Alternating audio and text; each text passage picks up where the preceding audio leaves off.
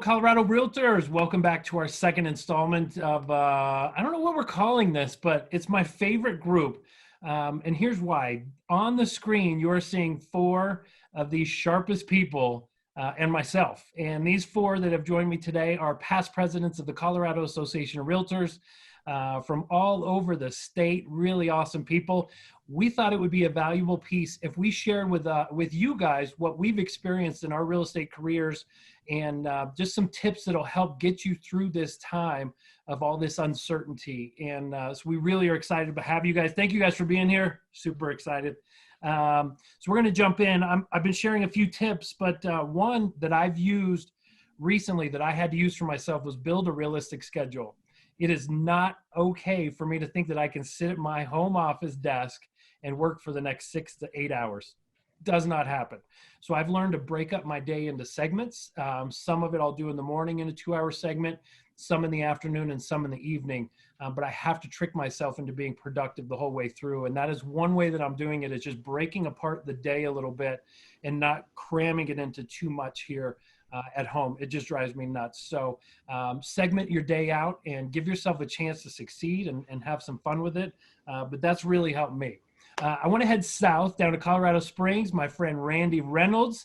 Randy has been at this for a long time. He's going to share some positive habits that he's got for working at home. Thanks, Randy. Hey, Justin, thank you. Yeah. Some of us were kind of thrown into this in the last few weeks of working at home.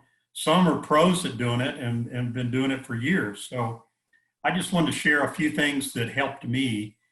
And when I started working at home, and maybe it'll help some of the others. But the big thing, like Justin just said, structure is a huge thing.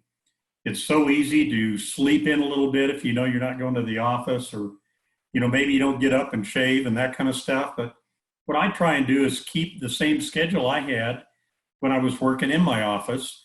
And I get up, I get up pretty early, 5:30, and I'll work out or go run or whatever. Not to say that that works for everybody, but it works well for me.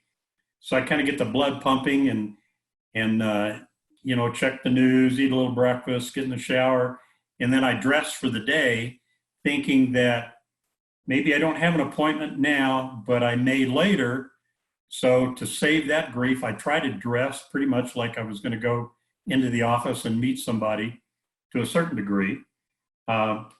I know it's not as easy for some that have kids and their house is full of kids right now, but I think it's very important to have a dedicated office space. And Justin, you were talking about that earlier. It's especially when you have a couple people. My wife is also in real estate. Both of us in the same room or same study or office doesn't work. We're too loud. So change that out. I think one very important quote that I pulled down, and I'll share this off of, and maybe, Monica, we can put this as an attachment for some.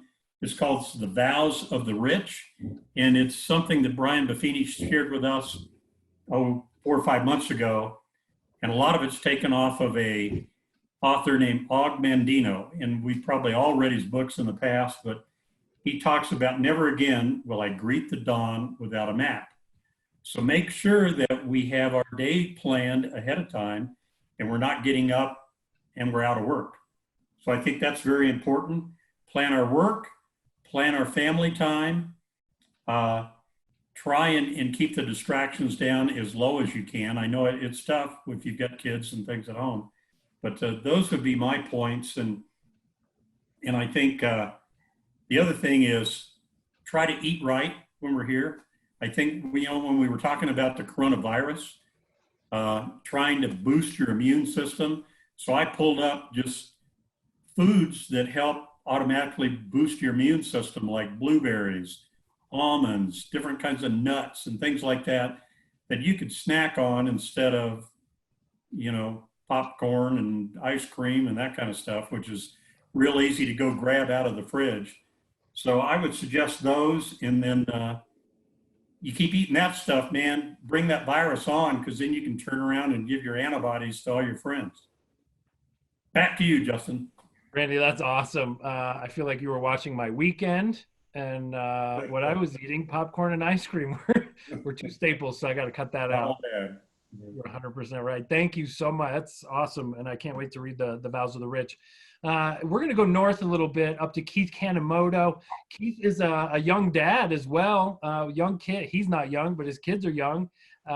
So he's going to talk to us about kind of the work-life balance, keeping it all together. So Keith, thanks for making time for us. Thanks, Justin. I appreciate it. So one of the things that I've learned is to make sure that business has a life management plan. And one of the things is to remember that this journey, even through this uncharted pandemic, is not a dress rehearsal. And how did I do this? I think I maintain a positive mental attitude. My family, friends, and customers want to be around positive people. Others will want to affiliate with me or become my friend as a result of being a positive person, except for you, Justin, of course. Strive to be a person that makes those around me feel good, cultivate a sense of humor. And while this one's difficult, it's don't take people or their actions too seriously. When you build a life management plan, you start to build a balanced life. And what does that look like? Is it working no more than 40 hours a week? And it's prioritizing. It's working out 3 times a week, or creating at least 1 or 2 fun family environments or date nights a week. But also making time to network with people who I can learn from as well too. Part of the balanced life is not letting my business manage me. I manage my business, and recognizing and capitalizing on my strengths, and delegate or outsource items that take me away from my personal strengths. I budget and resource my time. We all have 24 hours each day. It's a matter of how you budget those 24 hours a day to make it the most productive. And I think that it's important to plan both short and long-term goals, daily goals, and 1 to 5 years out. I think 10 is a little bit of a stretch, but it's worth it to at least throw that out there. But also asking yourself during the day, when you feel that you're just in a grind and you're just kind of moving sand and not going anywhere, are you being effective or efficient? Effective is doing the right thing. Efficient is doing the right thing the first time. And of course, we always have the 80-20 rule in real estate. 20% of our efforts produce 80% of our results. 20% of my customers produce 80% of our sales. 20% of my customers give me 80% of my referrals. And of course, there's always the 20% that gives you the 80% of the headaches. And just remember that other people's emergencies don't always create an emergency for you during a transaction. That's awesome. I was scribbling notes. I love the effective versus efficient. I actually pointed to a moment this morning where I was totally off key with that, and I had to stop myself. So thank you for that reminder. That is awesome stuff. So, and I want to thank you for always sending me. Keith is one of my buddies, but we have kind of a network, and Keith is constantly feeding our little network positivity and humor in text. It's every day. And it means so much to us to just know that, you know, while we're sitting here taking things so serious, that somebody else out there, one of our peers, is just saying, hey, take a moment and just laugh. And I just want to say thank you for that. So well done, my friend. Thanks, Justin. All right, we're going to come right back to the metro area. Sandi Zimmerman.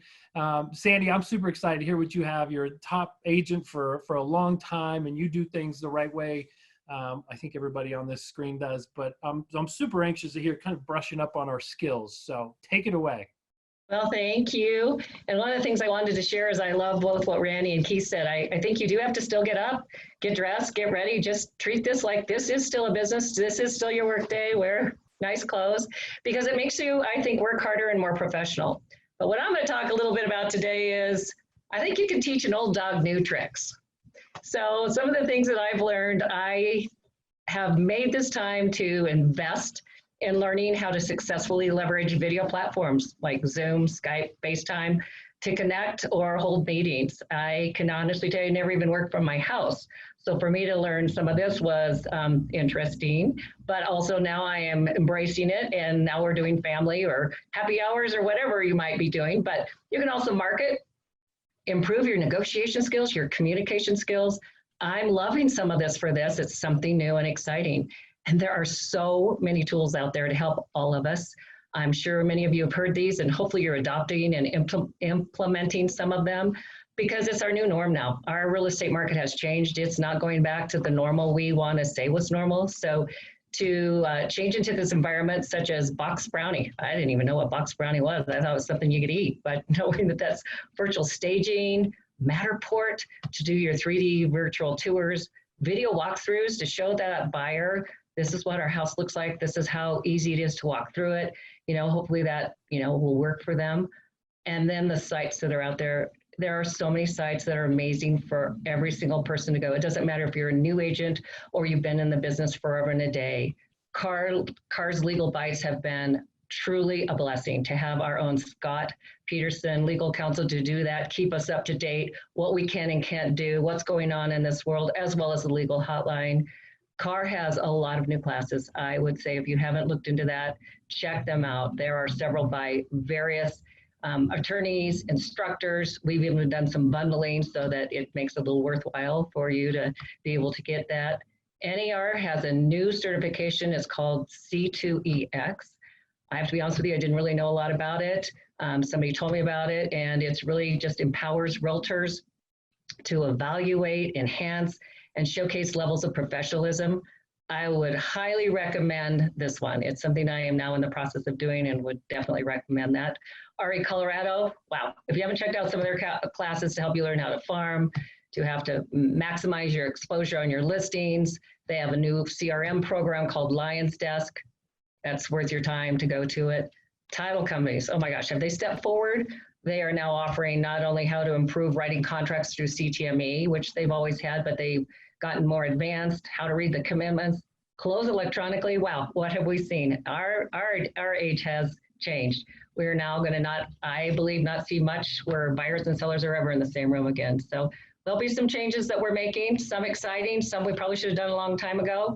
And so this is the time. It's the perfect time to brush up on your skills. And I'd like to just leave you with this. Communication is the key to your past, present, and your future clients. It's not what we can't do. It's what we can do. Back to you, Justin. Oh my gosh. I am so pumped up now. Yes, I assume, Sandi, you're pretty structured and you run a busy life. I mean, not just business, but are you setting a time aside every day to kind of work on some of the tech stuff and just saying I'm taking an hour, or do you just jump into it? So every day I am very scheduled, and I do get up and do the exercise and get all of that done in the morning, prayer time, meditation, whatever you do. I do all of that first before I even get started, but I had to jump into it with Zoom meetings. It's amazing what all we do anymore through that. And we're not even flying people in to interview people and stuff anymore, which we've done for certain things. Everything's been on Zoom. So that I had to dig right into, but yes, I definitely had to learn. You saw that I had some problems. Mine went off. Boom. Before I would have panicked. Now I'm like, oh, I can get back on.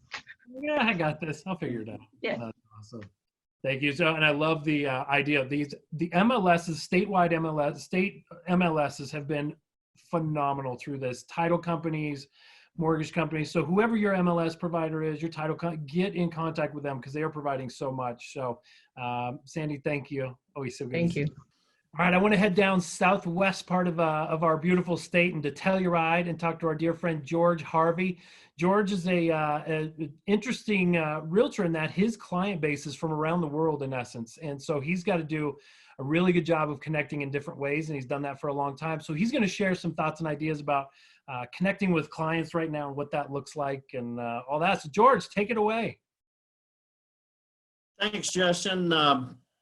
I don't think I've ever seen a better time in my career to reach out to clients and just talk to them, not about real estate, but what's happening in their lives, their family and the stress of the pandemic and maybe teaching kids at home and trying to work too.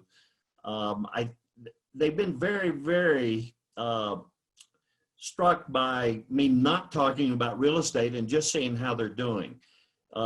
It builds a great sense of that you have a friendship and it's not all about business. The second thing I want to mention is back in the Great Recession, real estate prices dropped a lot. And so we had buyers all the time calling us and ask, where are the best deals? So we started a weekly Best Buy. And since in the last 10 years, that Best Buy weekly goes out to about 250 people that are serious value buyers. And we try to pick a property in our MLS that we think is a very, very good deal, but it can be in any price range, any kind of property. And the thing that's great is the readership of that has gone from about 35% open rate to over 50% open rate in the last 2 months.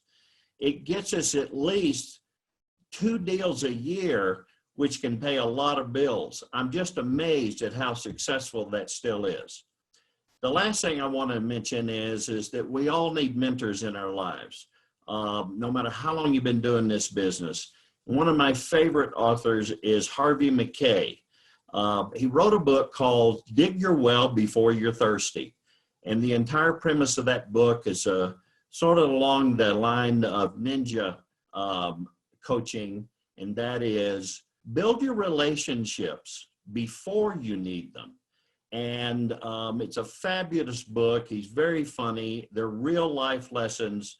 And those 3 things that we've been doing in our practice have been very beneficial to us. Thank you, Justin. George, that's awesome. I've heard of that book. I want to dig into that.